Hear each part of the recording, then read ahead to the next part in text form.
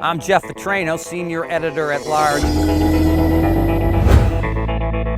And we are here outside of beautiful Atlanta, Georgia for the introduction of the Cadillac ATS sedan. It's first entry in the compact luxury class, and it's intended to go head-to-head with the Mercedes C-Class, the Audi A4, and the benchmark BMW 3 Series. I think it's unique in its class. I think it'll get some people's attention. It applies the Cadillac so-called art and science theme.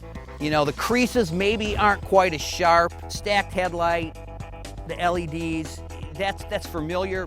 It's a little more morphed.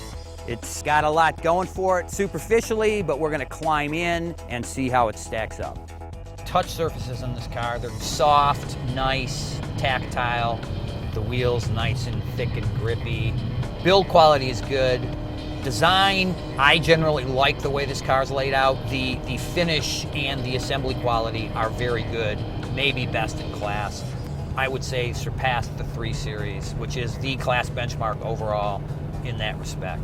The Q system, as Cadillac calls it, is their driver-machine interface. It's climate control, nav, audio, everything in the car essentially goes through Q. It's going in the right direction. None of these systems, in my opinion, are very good. It's kind of a dark science still, but I think this one moves in the right direction. NVH in this car, noise, vibration, harshness control is good. I think people have an expectation of smoothness and quiet, and I think it generally gets that balance right.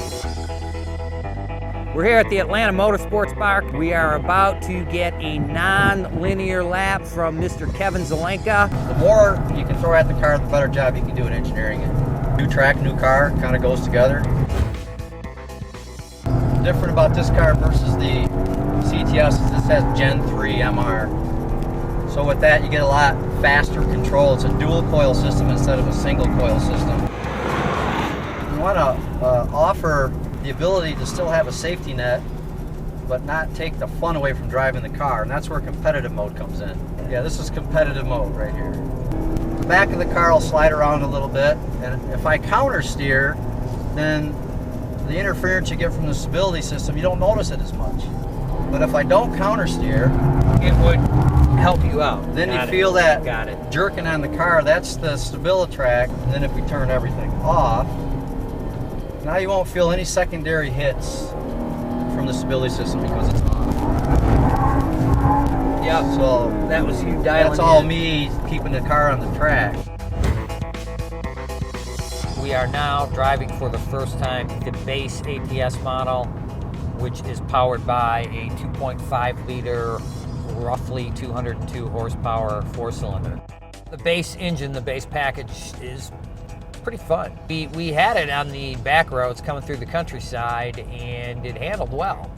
Maybe not as much fun as the 2-liter turbo with the manual transmission, but it's certainly a very pleasant car to drive, satisfying, no drama with this car. We're all done after a long, hard day in the ATS sedan, about to give the car back to Cadillac. To sum it up, I would say they've hit the mark. Smooth, quiet, and generally well done, and I think with the right stuff to be a competitor in its class. Catch all the latest auto enthusiast news at Autoweek.com, in Autoweek Magazine and iPad Edition. Talk with us on Facebook, YouTube, and Twitter at Autoweek USA.